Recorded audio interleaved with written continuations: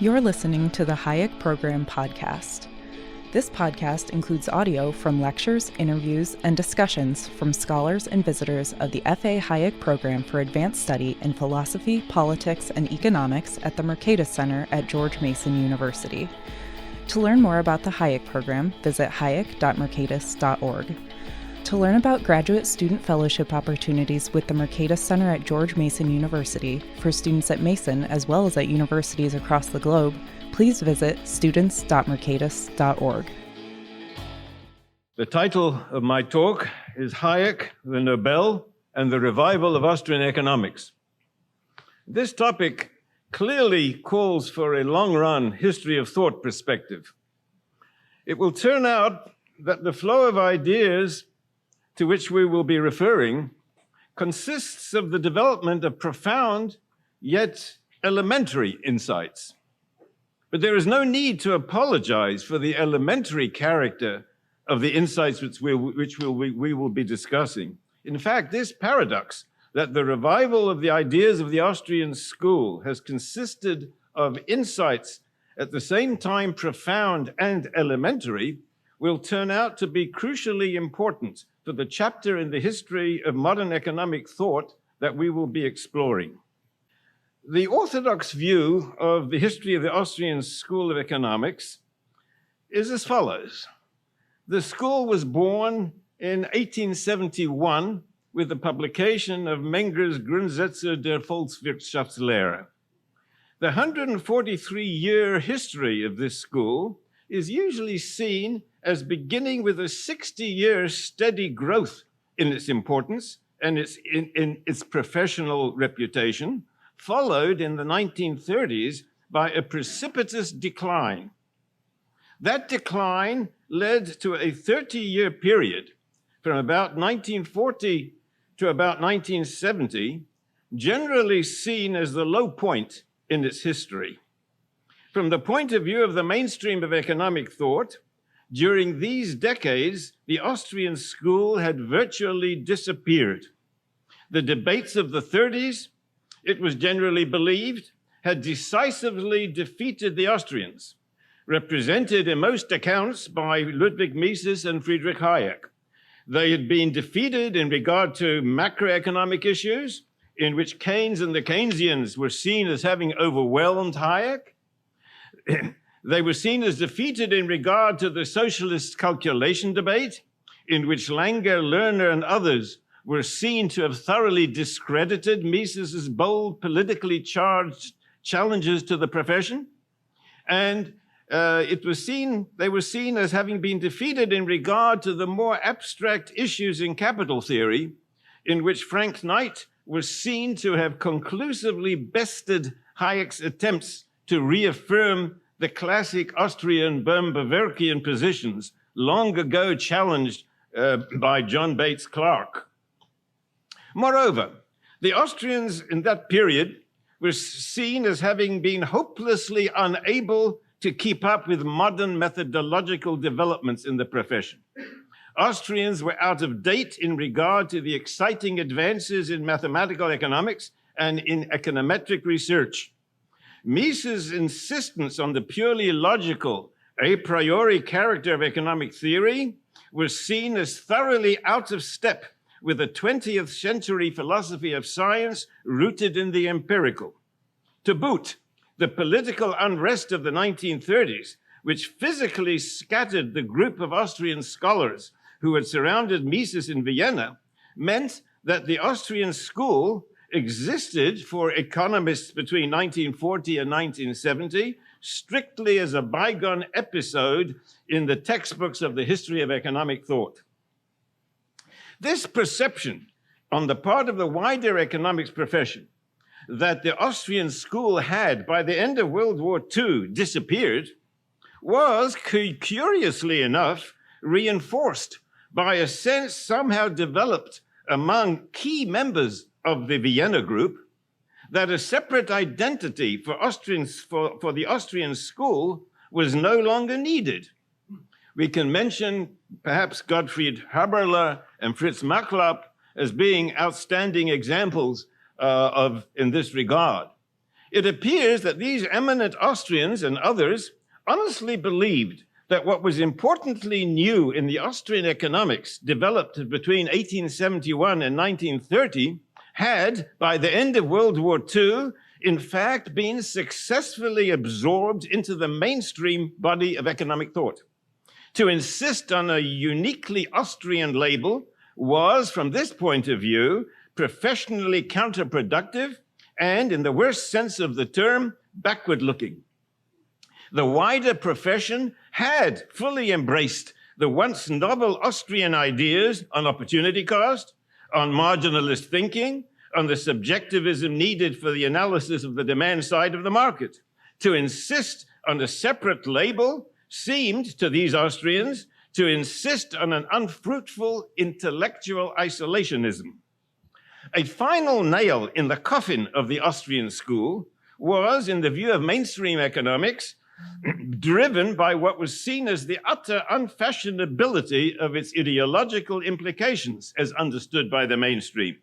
In a post-war era in which socialist ideals were widely seen as shining pointers to a progressive future, in which the role of massive government planning and control was not to be questioned, in that era, Mises and Hayek's defense of free markets and classical liberalism was seen simply as antediluvian. To identify oneself as an Austrian was almost to place oneself outside the perimeter of modern civilized social discourse.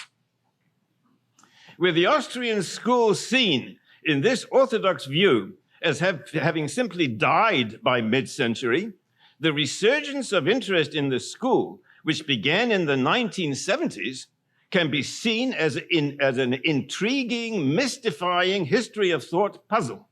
What was responsible for this mysterious resurrection of an intellectual tradition long thought to be completely dead?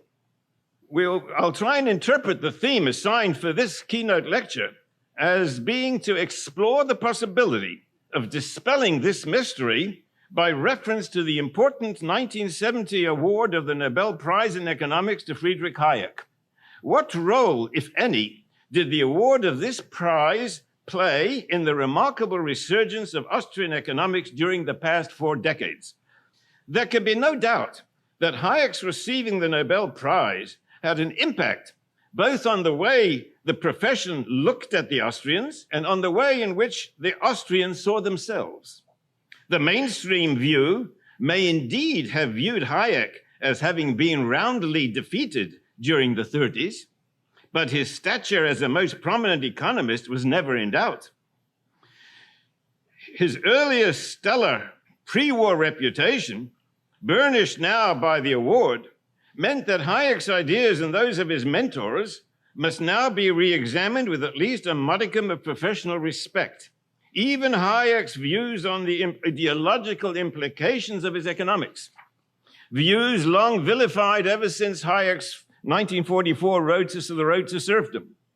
Even those views could now receive a fresh examination, especially as the ideological climate had mellowed somewhat since the 40s.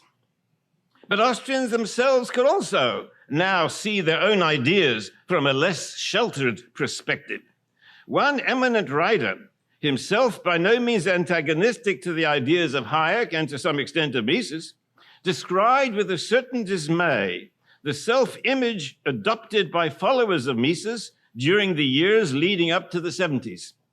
Writing before Hayek's Nobel Prize, James Buchanan commented, "Mises and his followers have been too prone to accept the splendid isolation of arrogant eccentrics, to divorce their teaching too sharply from mainstream interests, and too eager to launch into polemic, epistemological, methodological, ideological." Now, one need not agree fully with this pronouncement in order to recognize its germ of truth. The handful of American Austrians had, during the immediate post-war decades, virtually written off the economics profession as hopeless. They had, in effect, retreated into a small circle surrounding Mises himself, protected against the alien ideas of the mainstream by a self-erected wall of ideological intellectual seclusion. Hayek's Nobel Prize cannot but have sparked among these Misesians the hope that perhaps the insights of Mises and Hayek can penetrate mainstream preconceptions after all. Moreover, the Nobel Prize awarded to Hayek came at a time when a certain flurry of fresh activity among American Austrians was being noticed. Several of Mises' disciples in the United States had made contributions which went beyond Mises' own published works. Murray Rothbard had in 1962 published his massive work, Man, Economy, and State, seeking to restate the central Misesian themes. I myself had in 1966 published a little book attempting to clarify Misesian capital theory. I had also published in 1973 a book elaborating on Misesian entrepreneurial theory and linking that theory to Hayek's work recognizing the role of dynamic competition instead of the textbook concentration on the perfectly competitive model. In 1974, in fact, just months before the Nobel Award to Hayek, and soon after Mises' passing in 1973, a conference, often referred to as South Royalton, took place. And in that conference, for an entire week, a group of some 50 or so young people, identified by their earlier expressed potential interest in these ideas, heard lectures on Austrian themes delivered by Ludwig Lachmann, Murray Rothbard, and myself. The participation of Ludwig Lachmann, who held the chair of economics at the University of Witwatersrand, Johannesburg, South Africa, was particularly important. A senior respected scholar who had studied and written under Hayek during the 30s, Lachmann introduced young Misesians to a perspective on Austrian economic thought which opened their eyes to the precise location of the battlefield of ideas in which subjectivists such as the Austrians must wrestle with mainstream orthodoxy. Several of the participants in the South Royalton Conference, notably Gerald O'Driscoll and Mario Rizzo, were later to incorporate central elements of Lachmann's thinking into their own important contributions to the Austrian resurgence. So that, for American Austrians, the 1974 Nobel Award to Hayek did not occur, so to speak, in a vacuum. It certainly inspired them to deepen their understanding of Austrian ideas and to learn how to defend them against the standard mainstream rejection of these ideas. Not only did the award have the effect of bringing Hayek himself back into economics proper to some extent. I say this because Hayek's work during the 50s and 60s at the Committee on Social Thought at the University of Chicago, not in its economics department, had led to the perception that Hayek's scholarly interests were no longer focused on economic theory. The award also had the effect, to a significant extent, of reawakening interest among younger American Austrians in Hayek's earlier work, as well as in the writings of Mises himself.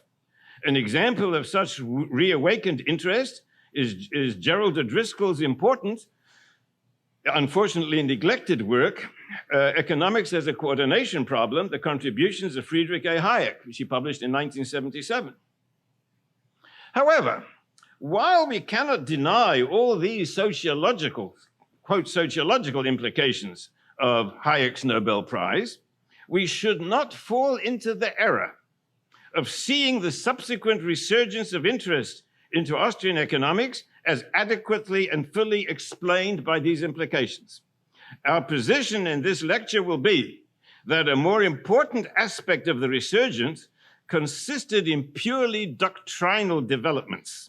Understanding these doctrinal developments will, in fact, open up for us a perspective on the history of Austrian economics which differs in decisive respects from the orthodox history which we have outlined earlier. Indeed, the revisionist history of the Austrian school that we shall propose goes far, as we shall see, to remove the mystery which we associated with the Austrian resurgence.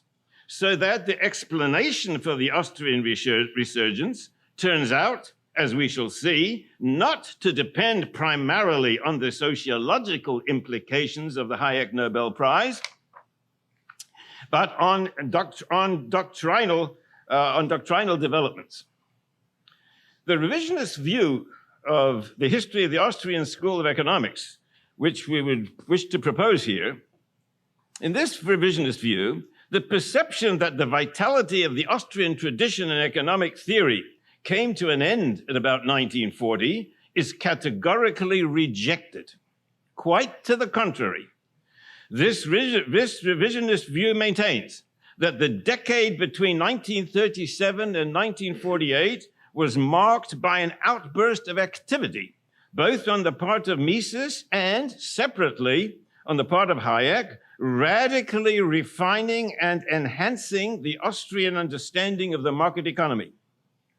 In this revisionist view, we must accept the intriguing paradox that precisely at the time when the orthodox historical account saw the Austrian school as having died, precisely in that period, the leading economists in that school were making perhaps the most important theoretical contributions ever made during the entire span of the school's existence.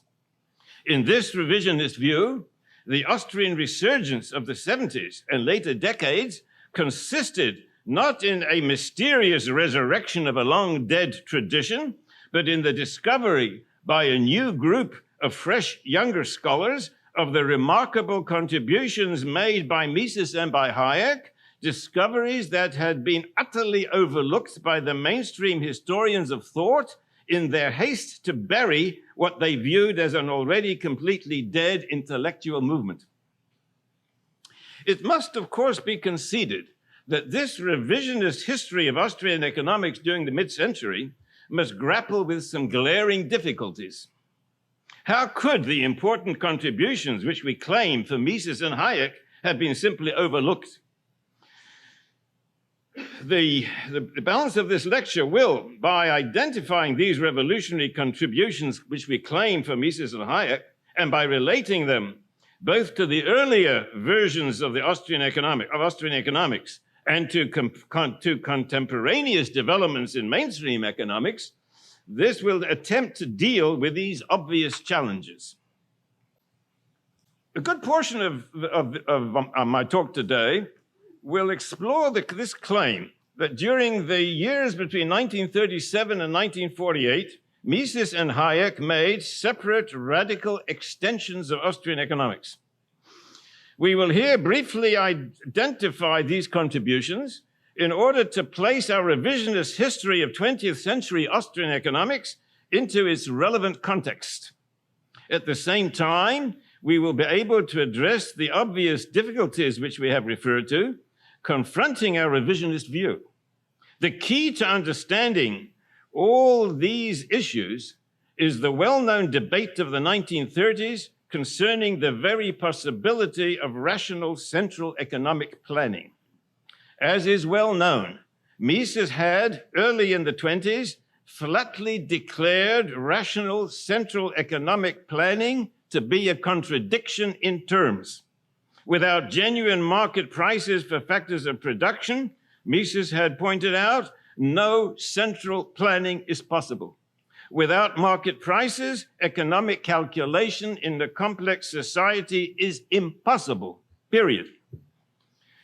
Our thesis will be that the vigorous English language debates during the 1930s over this claim led Mises and Hayek separately to important clarifications. I emphasize clarifications, not modifications, but clarifications of their own earlier positions based on their Austrian understanding of markets. Our thesis will indeed be that these clarifications meant, in effect, that the subjectivist Austrian understanding of markets was being importantly refined, quite apart from the implications for the theory of socialism. It's true that from the short-run perspective of the socialist calculation debate, these refinements merely defended the earlier Austrian critique of socialism, against the important challenges of such socialism defenders as H.D. Dickinson, Oscar Lange, Abba P. Lerner. But from the longer run history of economic thought perspective, we can see these refinements in their true light. From this longer range history of thought perspective, we can, at least in retrospect, see that these refinements radically deepened the Austrian understanding of the market process. The mainstream of economic thought during this period certainly did not appreciate these defenses of the Austrian positions in the socialist calculation debate, so that it is not surprising that they completely failed to recognize the radically important deepening of Austrian subjectivism, which these refinements of the Austrian arguments in the calculation debate constituted. What Mises and Hayek realized, or at least sensed, when confronted with the Lange-Lerner type refutations, so-called refutations of the Austrian critiques of socialism, what they realized was that these refutations rested on a view of microeconomic theory which focused almost exclusively on equilibrium outcomes. That is, on outcomes in which rivalrous competitive entrepreneurial activity is entirely absent.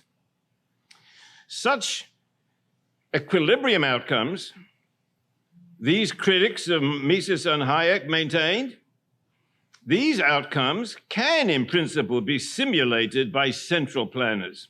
What Mises and Hayek now sensed was that significant elements of basic economic understanding must be restated in a manner emphasizing not the optimality of competitive equilibrium states of affairs, but the social benefits derived from the systematic steps taken during the rivalrous market process, starting from disequilibrium conditions. Mises's claims concerning the impossibility of rational central planning grew out of his understanding the dynamic market process. Our position in today's talk, the position which nourishes what we've called the revisionist history of the Austrian school, is that the refinements which thus elaborated on the market process, on the theory of the market process, did indeed represent a radical historic advance in Austrian economics and a radical historic deepening of Austrian subjectivism. That the wider profession failed to see all this is and was responsible for the orthodox history of thought view that by 1940, the Austrian school had retreated to old-fashioned, sterile regurgitations of long-rejected neoclassical orthodoxy.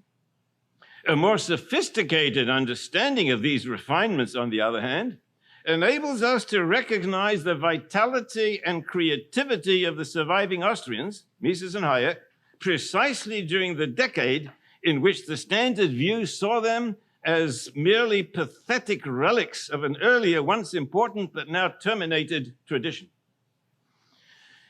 In the more extended exposition during the rest of this talk, we will deal with the question of the extent to which Mises and Hayek were themselves fully aware of the radicality of their refinements.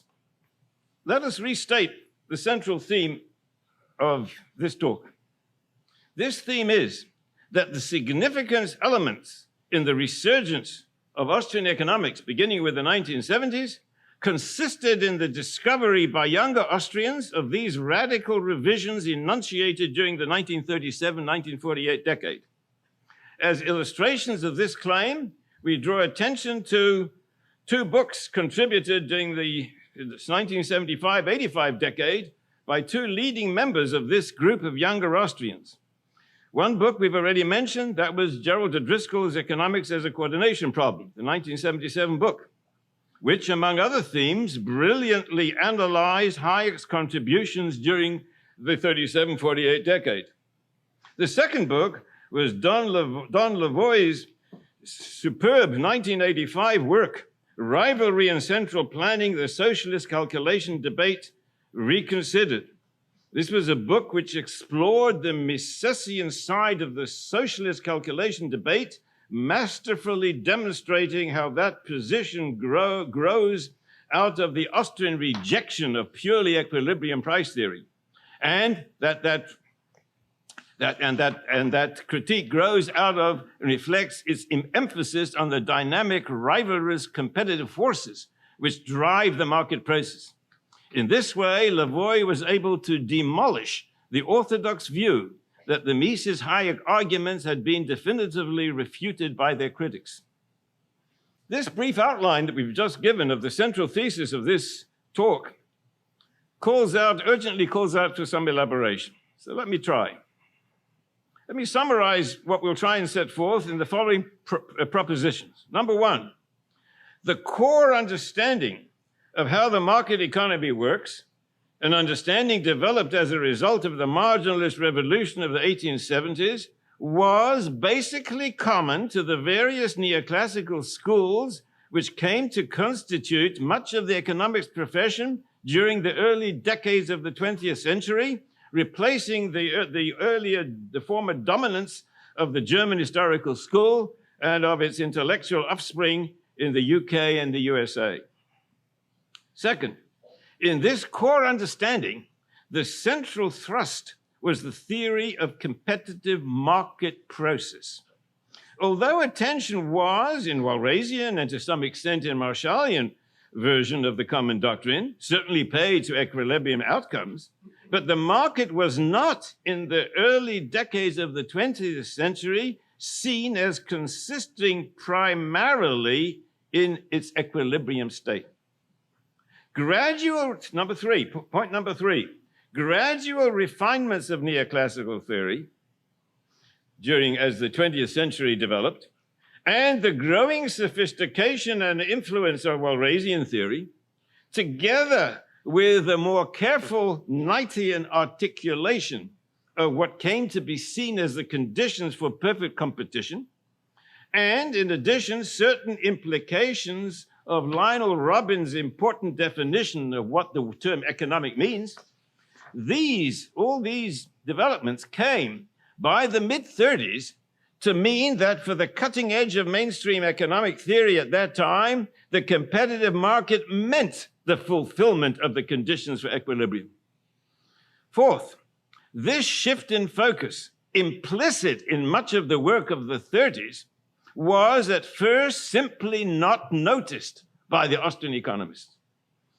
Thus, in his 1933 book, Grundprobleme der Nationaleconomie, which was later translated in 1960 as the Epistemological Problems of Economics, Mises had no qualms in approvingly citing a statement which had been made by Oscar Morgenstern that the Austrian school, the Anglo-American school, and the school of Lausanne differ only in their mode of expressing the same fundamental idea, and that they are divided more by their terminology and by peculiarities of presentation than by the substance of their teaching. Now, Mises endorsed that in 1933. I can assure you that when I came to study under Mises in 1952, he would have denounced a statement like that.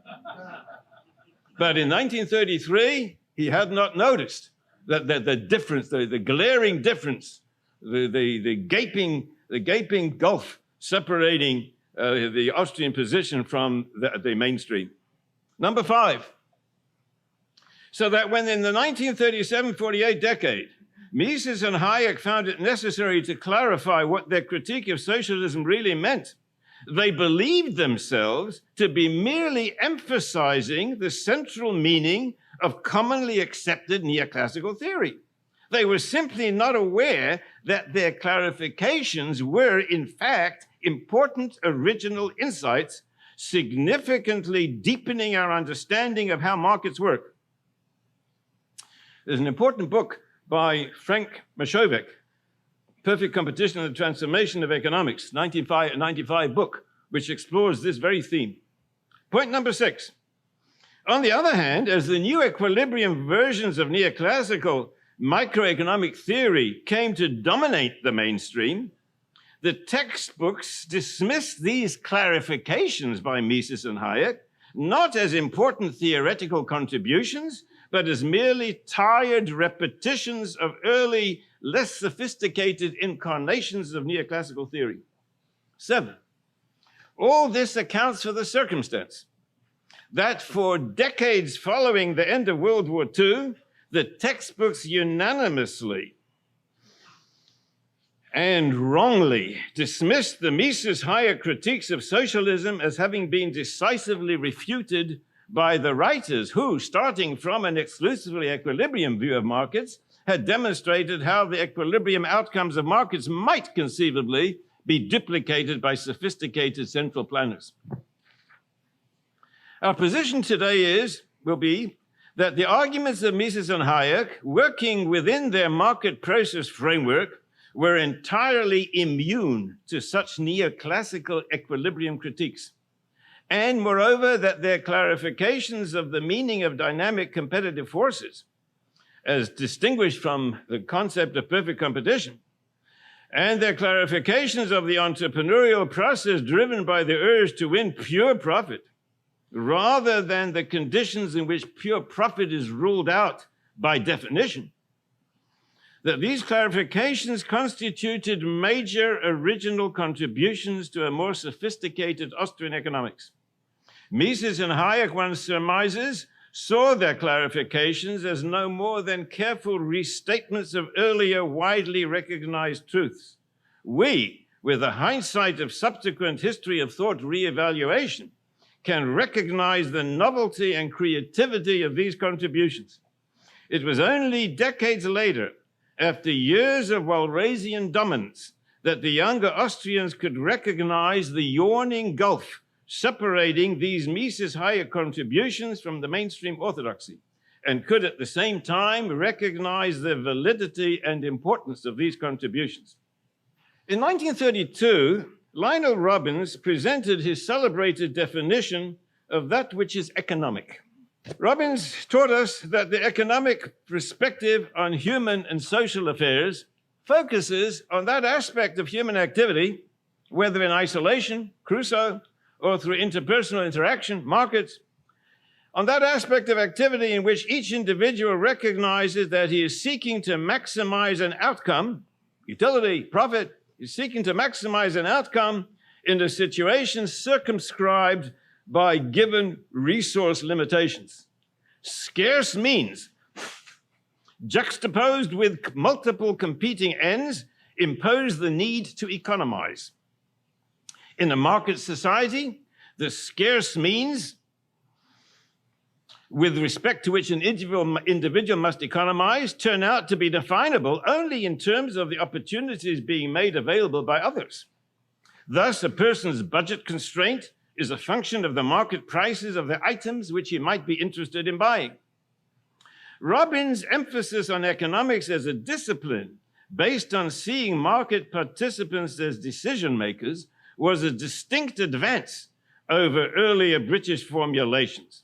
And this advance was, in fact, deeply influenced by his familiarity with the Austrian school in the late 1920s. Robbins had visited Vienna a number of times in the late 20s, and he had been deeply influenced by the Austrian school.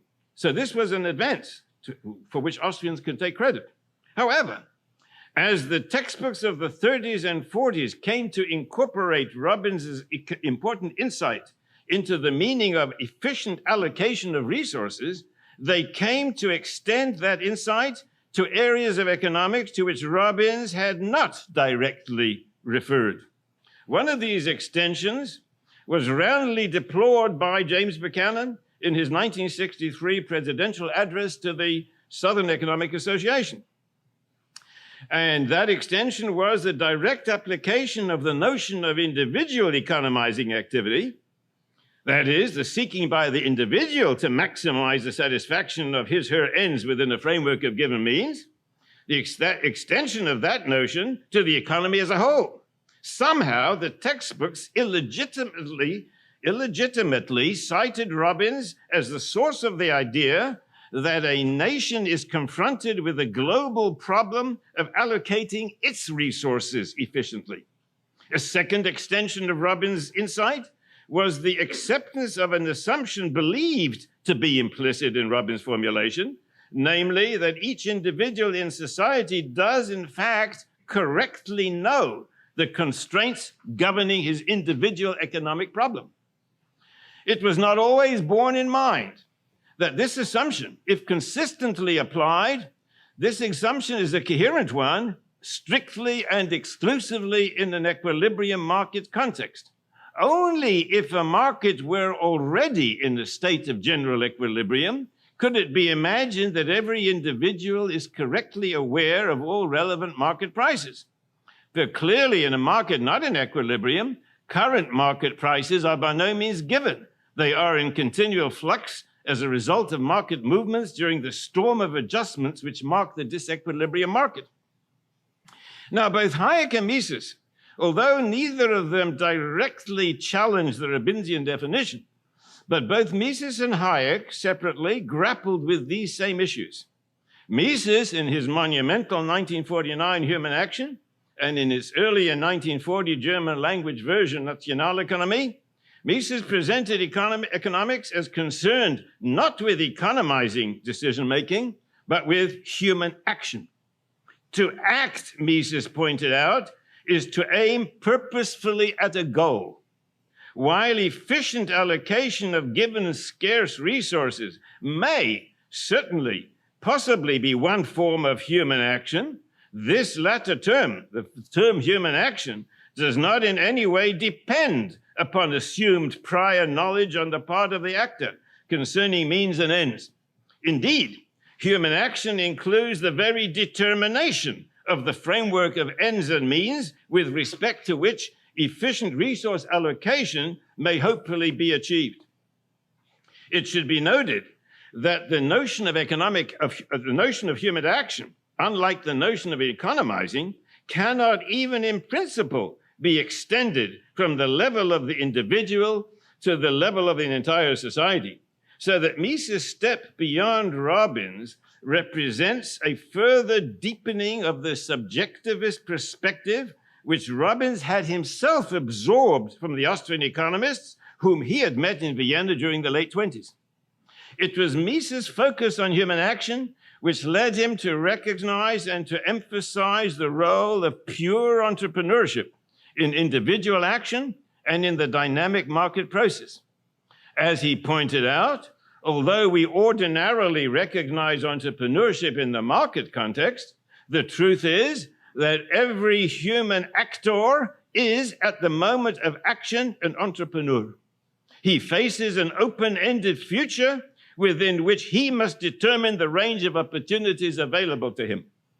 The market process, driven by entrepreneurial pursuit of pure profit opportunities, consists in all of the interacting actions of all of the individual agents, all of them acting entrepreneurially. That is, acting with all the alertness that they can bring to bear in the respective situations in which they find themselves.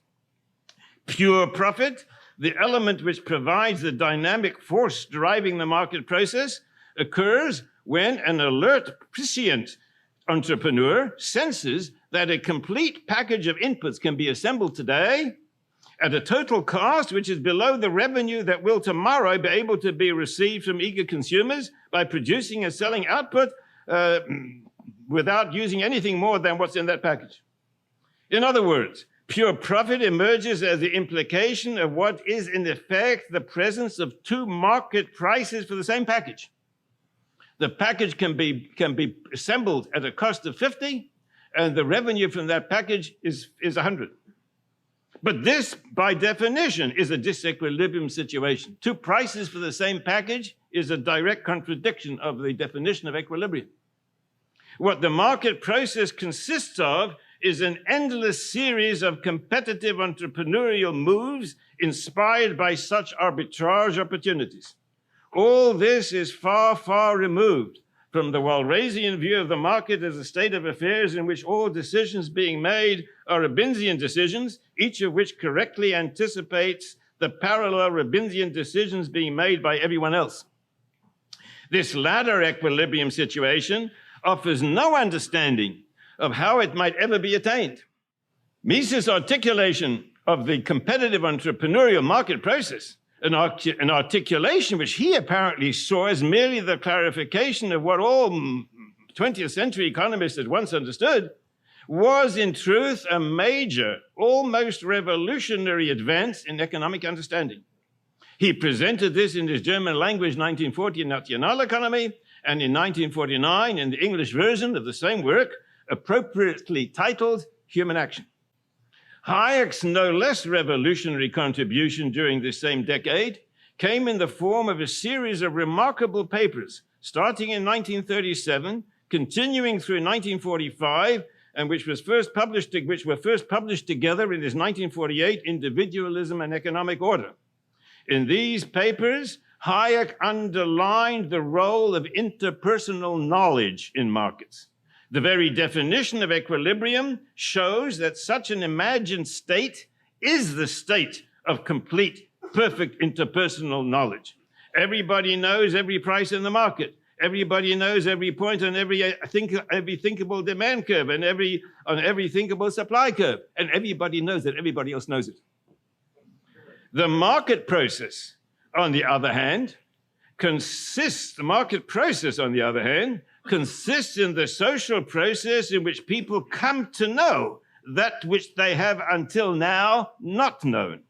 The market process is a process of discovery and adjustment, creating the need for further discovery, etc., etc., etc. For both Mises and Hayek, the role of competition is drastically different from the role of perfect competition in mainstream microeconomics. The latter role, starting from its assumption of perfect knowledge, is that of ensuring that no disequilibrium elements are present in the theory of price. Paradoxically, this ensures that we have no theory of equilibration. For Mises and Hayek, on the other hand, competition means the dynamic forces which express the entrepreneurial discoveries which constitute the market process. The only requirement for a market to be competitive is that there be freedom of entry. That is, freedom for entrepreneurs to notice what they see as profit opportunities and to act upon their perceptions of available market opportunities.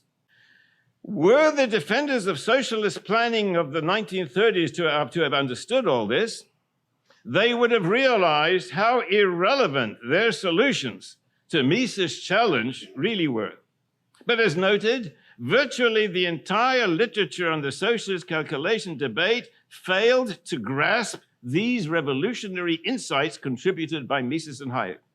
It was this, we have argued, that explains both, first, why that literature for decades after World War II glibly repeated the myth that writers such as Langer and Lerner had successfully refuted Mises and Hayek on the socialist calculation issue, and second, why, failing to recognize the freshness and epic value of these new contributions by Mises and Hayek in the decade between 1937 and 1948, the mainstream literature read those years as marking the death of the Austrian school, rather than, as we have argued, as being one of the most fruitful decades in the history of the Austrian school. We can now place the doctrinal impact of Hayek's Nobel Prize into its more complete context. This more complete context concerns the places of both Mises and Hayek in the century-and-a-half history of the Austrian school. Many historians of thought have emphasized the undisputed differences between Hayek's economics and that of Mises. Our position here will be that in spite of real differences between Hayek and Mises, the doctrinal impact of Hayek's Nobel Prize underlines the commonalities shared by these two great Austrians. It may be helpful to the development of our position to cite here an oral remark once made by Hayek. It's published in the autobiographical dialogues that are published in Hayek on Hayek.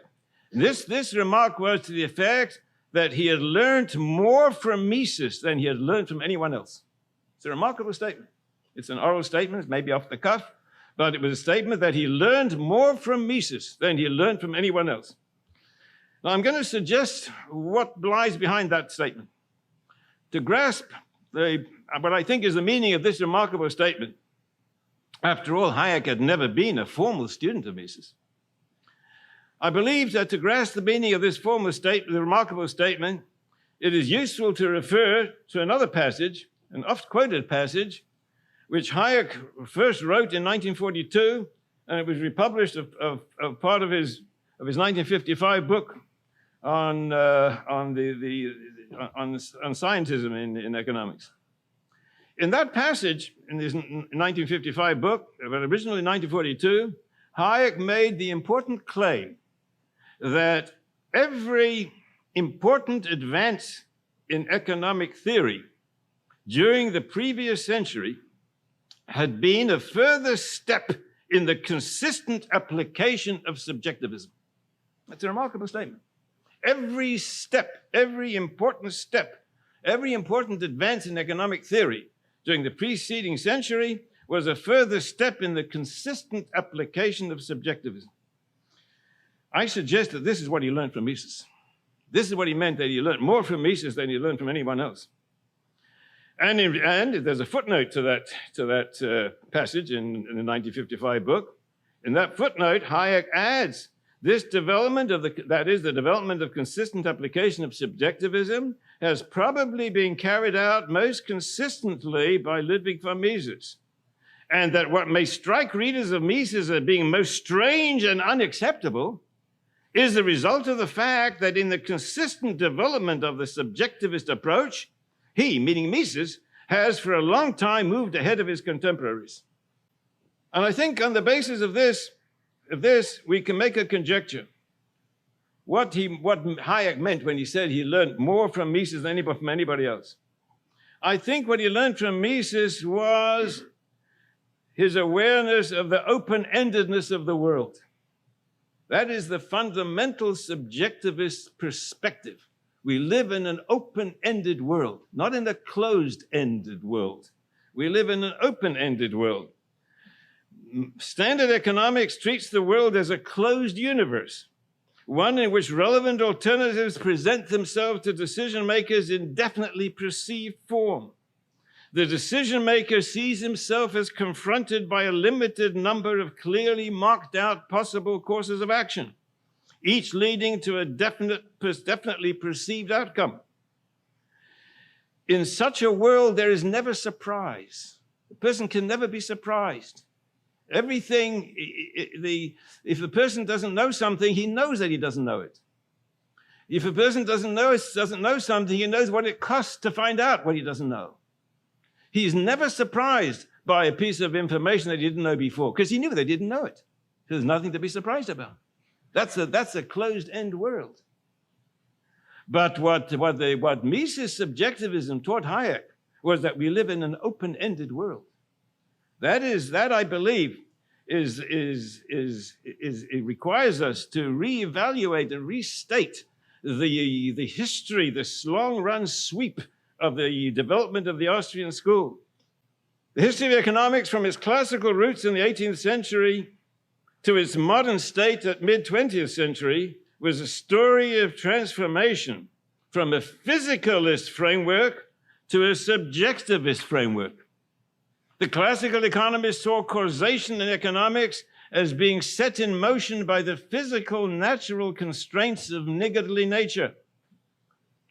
But modern economics understands that the pattern of economic outcomes is more fundamentally traceable to the actions of human beings in their roles of resource owners, potential consumers, and entrepreneurs.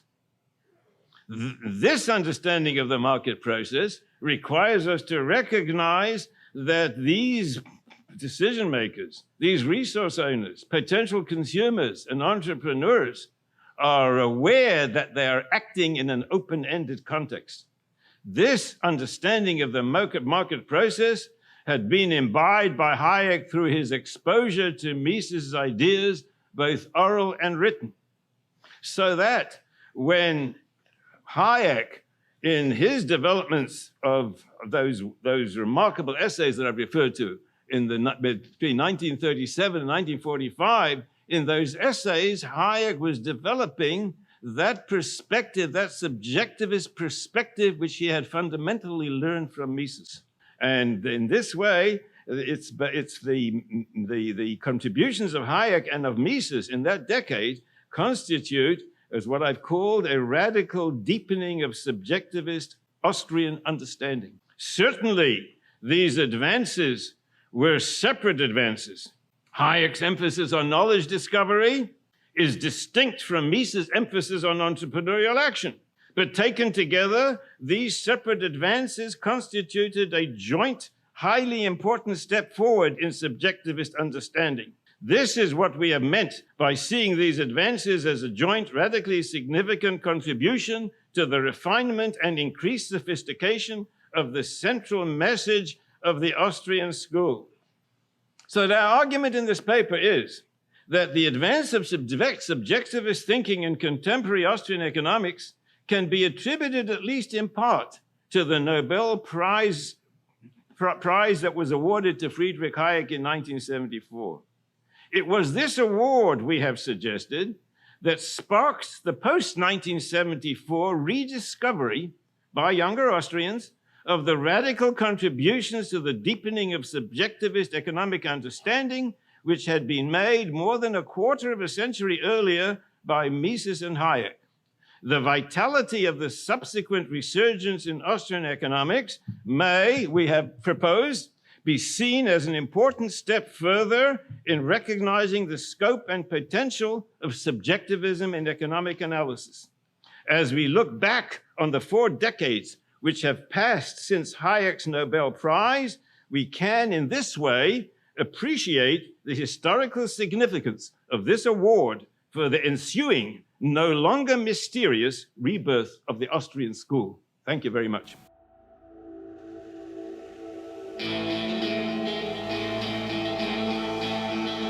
Thank you for listening to the Hayek Program Podcast.